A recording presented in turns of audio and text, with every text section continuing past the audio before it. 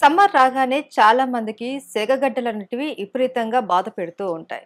కనీసం కొంతమంది కూర్చోవడానికి కూడా ఇబ్బంది పడుతూ ఉంటారు. అయితే ఈ సెగగడ్డలు ఎందుకొస్తాయి? ఇవి వచ్చిన తర్వాత వీటికి మనము ఇంట్లో ఉన్నటువంటి చిన్న చిన్న టిప్స్ ఏవైతే పాటించి మనం తగ్గించుకోవచ్చు? లేదునంటే ఇంకా విపరీతంగా ఉన్నట్లయితే ఆయుర్వేదంలో దీనికి ఎలాంటి మెడిసిన్స్ ఉన్నాయి? దీని గురించి తెలుసుకోవడానికి మనతో పాటు ఉన్నారు ప్రముఖ ఆయుర్వేద వైద్య నిపుణులు డాక్టర్ బాలకిషన్ గారు. వారితో మాట్లాడి తెలుసుకుందాం. నమస్తే సార్. నమస్కారం. సార్, సమ్మర్ రాగానే చాలా మందికి, కొంతమందికి విపరీతమైన హీట్ బాడీ ఉంటుంది. వాళ్ళకి కావచ్చు, చిన్న పిల్లలు చాలా మందికి సెగగడ్డలనేటివి ఎక్కువగా వస్తూ ఉంటాయి. కొంతమంది చాలా ఇబ్బంది పడిపోతూ ఉంటారు. దానికి వాళ్ళే దాన్ని పొడుచుకోవడమో, లేకపోతే ఏవేవో ప్రయత్నాలు చేసి దాన్ని ఇంకా పెద్దగా చేసేసుకుంటూ ఉంటారు. అయితే ఇవి తగ్గడానికి మనకు మెడిసిన్స్ కూడా ఆయుర్వేదంలో చాలా బాగున్నాయనేసి అన్నారు. అవునండి. అయితే మెయిన్ దీనికి ఓన్లీ హీట్ వల్లనే ఈ సెగగడ్డలొస్తాయా? లేకపోతే ఇంకా వేరే కారణాలేమైనా ఉన్నాయా? ప్రధానంగా శరీరం అంటే హీట్ వల్ల వస్తున్నాయని చెప్పొచ్చు. హ్మ్. ఇతరత్ర కారణాలు కూడా ఉన్నాయి. ఈ హ్మ్. మధ్య చెప్పినటువంటి వచ్చిన ఆహార పదార్థాలు, ఇంకా ఇతరత్ర కారణాలు కూడా ఉన్నాయి. హ్మ్. వేసవికాలం వచ్చిందని చెప్పేసేసి అందరూ చలవ పదార్థాలు, చల్లగా ఉండే పదార్థాలని ప్రిఫర్ చేస్తుంటారు అవును. కదా! అక్కడే మనం తప్పులో కాలేసేస్తున్నాం లెక్క. హుహు. అప్పుడు ఎక్కువ చల్లగా ఉన్నటువంటి పదార్థాలు తీసుకోకూడదు. అలా అని పాట్‌లో అంటే కుండలో ఉన్న నీరు చల్లటివి తాగేసేయచ్చు ఏమవ్వదు. అలాగే పళ్ళ రసాలు డైరెక్ట్ తీసుకొని తాగేసేయచ్చు ఏమవ్వదు. హ్మ్. అలా అందులో ఐస్ వేసి కానీ, లేదా బాగా కూల్ చేసి తాగడం కానీ ఇలాంటివి చేయకూడదు. ఐస్ హుహు. క్రీమ్స్ తినడం. హ్మ్. అలాగే కూల్ డ్రింక్స్ అస్సలు తాగకూడదు. దానివల్ల మరీ ప్రమాదం అనమాట. ఇవన్నీ మానేస్తే ఏమవ్వదు. కారణాలనమాట. హ్మ్. ఇంకా చూస్తే ఎక్కువ చెమట ఎక్కువ ఎక్కడ ఆగిపోతుంది ఆ ప్రాంతంలో శరీర భాగంలో ఎక్కడైనా అవ్వచ్చు. చాలా మటుకు మెడ పైన, చెక్కిళ్ళ కింద, గొంతు దగ్గరలో లేదా భుజాల వెనక భాగంలో, మెడ వెనక భాగంలో, నడుము కిందగా, పిరుదుల పైన అవుతుంటాయి. మోకాళ్ళ కింది భాగంలో, హ్మ్. మోకాళ్ళ పై భాగంలో, మోకాళ్ళ చిప్ప దగ్గర, కింద చీలమండ దగ్గర హ్మ్. ఈ ప్రాంతాల్లో అవుతుంటాయి దాదాపుగా. హ్మ్. అక్కడే అవ్వడానికి కారణాలు ఏంటి అంటే చెమట అక్కడి వరకు వచ్చి ఆగిపోతుంది. హ్మ్. మట్టి ఏదైతే ఉందో చర్మం పైన పేరుకుపోయిన మట్టి అక్కడ ఆగుతుంది. దానివల్ల సెగ్గడ్డలు ఎక్కువగా రావడానికి అవకాశం ఉంది. హుహు. టెక్నికల్‌గా వాటిని బాయిల్స్ అని పిలుస్తుంటాం. హ్మ్. సెగ్గడ్డలు, లేతే వేడి కురుపులు, కాకగడ్డలు అని వివిధ రకాలుగా చెప్తుంటారు. హ్మ్. ఒక్కో ప్రాంతాన్ని బట్టి ఒక్కోలాగా. ఏది ఏమైనా వేడితో తయారైనటువంటి గడ్డలు అని చెప్పొచ్చు. హ్మ్. అయి మామూలుగా ఫస్ట్ ఎర్లీ స్టేజ్ రాగానే గట్టిగా ఒక కంతిలాగా ఉంటుంది. అవును. రూపాంతరం చెంది అలాగే మెల్లిమెల్లిగా సైజ్ పెరుగుతూ వెళ్తూ ఉంటుంది. హ్మ్. దానివల్ల ఒకవేళ కంటి ప్రాంతంలో అయితే కన్ను నొప్పిగా ఉండి తెరవలేకపోవడం, కంటి రెప్ప పక్కన కూడా అవుతుంటాయి అంటే వేడి కంటి కురుపులు. కురుపులు గూడా మనకు అవుతుంటాయి. సెగగడ్డలేనా యెస్. సార్? అవే. ఓహ్! ఓకే. కంటి పక్కన కూడా అవుతుంటాయి. చెక్కిళ్ళ పైన అవుతుంటాయి. అందుకే చెప్పాను కదా! చెంపల హ్మ్. పైన అవుతుంటాయి. హ్మ్. పెదవుల పైన అవుతుంటాయి. ముక్కు నుంచి కిందికి జారుతూ అక్కడ చెమట ఆగిపోతుంది. హ్మ్. సహజం అన్నమాట అది. మెడ పైన, మెడ వెనక భాగంలో, చెవి వెనక భాగంలో అవుతుంటాయి. హ్మ్. అక్కడే ఎందుకు అవుతాయంటే చెమట ఆ ప్రాంతం నుంచి వెళ్తే అక్కడ ఆగిపోతుంది ఒక్కొక్కసారి. హ్మ్. అలా ఆగుతూ మైల పేరుకుపోతుంటుంది. అక్కడ రక్త ప్రసరణ ఆగిపోయి గడ్డలాగా రూపాంతరం చెందుతుంది. హ్మ్. అలా అన్నమాట.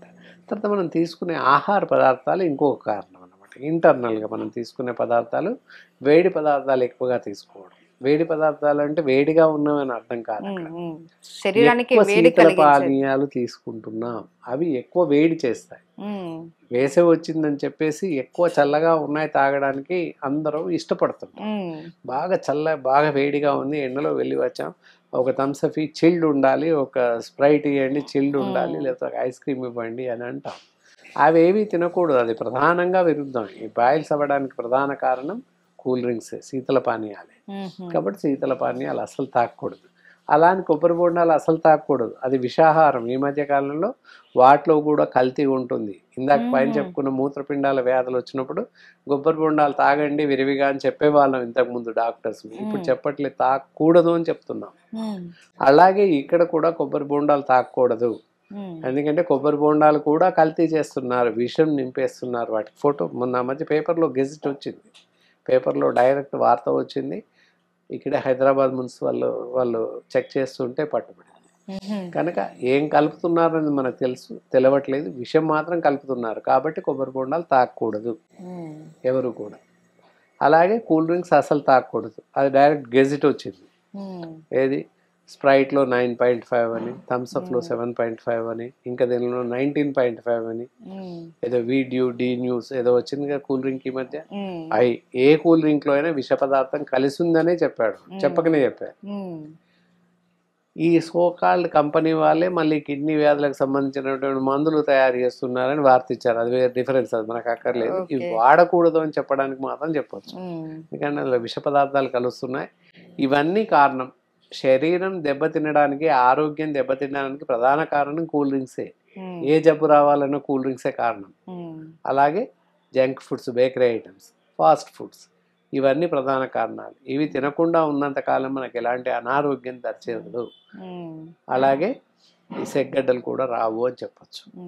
అంతగా చల్లగా ఉండాలంటే నిమ్మరసం తాగండి, ఆరెంజ్ జ్యూస్ తాగండి, బత్తాయి రసం తాగండి, చెరుకు పానీయం దొరికే పళ్ళ రసాలు డైరెక్ట్ పళ్ళు తినండి, పళ్ళ రసాలు తాగండి. మళ్ళీ పళ్ళ రసాలలో పాలు, మజ్జిగ అలాంటివి కలపకూడదు. అన్నీ ఈ మధ్యకాలంలో చాలా డిఫరెంట్గా ఉంటాయి. ఫ్రూట్ జ్యూస్ సెంటర్కి పోతే మ్యాంగో జ్యూస్లో పాలు వేస్తాడు, మిల్క్ వేస్తాడు, ఇంకేందో వేస్తాడు. అవేవి వేయకూడదు. అలా వేస్తే మళ్ళీ విషాహారం. డైరెక్ట్ పళ్ళని పళ్ళలాగానే తినండి, మజ్జిగని మజ్జిగలాగానే తీసుకోండి. అలా తీసుకుంటే ఒంటికి చలవ, ఒంటికి మంచిది, అన్నింటికి మంచిది. అలా అన్నమాట. ఆ విధంగా ఆహారం తీసుకుంటే ఈ సెగ్గడ్డలు రావు. విషాహారం తీసుకుంటున్నాం, తినకూడని ఆహార పదార్థాలు తింటున్నాం కనుక ఈ వేడి కురుపులు, వేడి కంతులు రావడానికి అవకాశాలు అయితే సార్ ఈ సెగగడ్డలకు హోమ్ రెమెడీ ఏంటి ఉన్నాయి. హోమ్ రెమెడీస్ అని చూసినట్లయితే మామూలుగా గోధుమ పిండి అందరికీ తెలుసు. గోధుమ పిండి చపాతీలు చేసుకుంటాం, పూరీలు చేసుకుంటాం. ఎస్, ఆ గోధుమ పిండి కాస్త ఉడికించి పేస్ట్లా తయారవుతుంది. లై అంటాం, పోస్టర్స్, పేపర్స్ అంటించడానికి తయారు చేస్తాం. అలా ఉడికించిన పిండిని ఎక్కడైతే గడ్డలైనా ఆ ప్రాంతంలో ఓవర్లాప్ కవర్ చేస్తే చాలు. అలా రోజు తగ్గగా ఎవ్రీడే వెళ్తూ ఉంటే తగ్గిపోతాయి, కరిగిపోతాయి. ఇంకొక రెమెడీ, మెంతులు అందరికీ తెలుసు, పోపుల డబ్బాలో ఉంటాయి. మెంతులు కూడా పౌడర్లా చేసి అది కూడా నీ వేడి నీళ్ళలో ఉడికించి పేస్ట్లా చేసి పెట్టినట్లయితే అత్యంత త్వరగా ఈ సెగ్గడ్డల నుంచి బయటపడవచ్చు. ఈ రెండు రెమెడీస్ చాలా బాగా పనిచేస్తాయి. ఇంకొకటి ఇందాక గోధుమ పిండి అని చెప్పాం కదా, అలా ఉడికించాక బోరిక్ పౌడర్ దొరుకుతుంది బయట, క్యారమ్ బోర్డు ఆడుతుంది. ఆ వేసే పౌడర్ కాస్త ఒక చిటికెడు గోధుమ పిండిలోనే కలిపి పేస్ట్లో పెట్టేస్తే కూడా త్వరగా కరిగిపోతాయి. ఈ రెండు రెమెడీస్ చాలా బాగా గోధుమ పిండి అందరికీ అందుబాటులో ఉంది. మెంతులు అందుబాటులో. గోధుమ పిండితో తగ్గకపోతే మెంతులు చాలా ఎంత స్టేజ్లో ఉన్నా తగ్గిపోతాయి. అందరు ఇంకొక అపోహ ఉంటుంది, మామిడికాయలకి వేసవిలో మామిడికాయలు ఎక్కువ వస్తాయి, మామిడికాయలు తినడం వల్ల వస్తుందేమో అని కూడా కొంతమంది అనుకుంటారు. అది అపోహ మాత్రమే. మామిడి పళ్ళు తిన్నంత మాత్రాన వేడి ఉండదు. మామిడి పళ్ళు చలువ చేస్తాయి, రెబోఫ్లోవిన్ కాంటెంట్ ఎక్కువ ఉంటుంది, పీచు పదార్థాలు ఎక్కువ ఉంటాయి, మోషన్స్ ఫ్రీగా ఉంటాయి. ఈ చెగ్గడ్డలు రావడానికి ఇంకొక కారణం మలబద్ధకం కూడా కారణం. కాబట్టి మోషన్స్ ఫ్రీగా ఉంటాయి వేసవిలో. కాబట్టి మామిడికాయలు తినవచ్చు, సమస్య లేదు. అందరు అనుకుంటారు వేడి చేస్తాయి మామిడికాయలు, ఆవకాయలు చేస్తే ఆవ పెడతారు, మామిడికాయల చట్నీ ఇప్పుడే పెడతారు, అవి తినడం వల్ల ఎక్కువైతున్నాయేమో అని అనుకుంటారు. అలా ఏమాత్రం కాదు, అసలు కారణమే కాదు, అపోహపడుతుంటారు చాలా.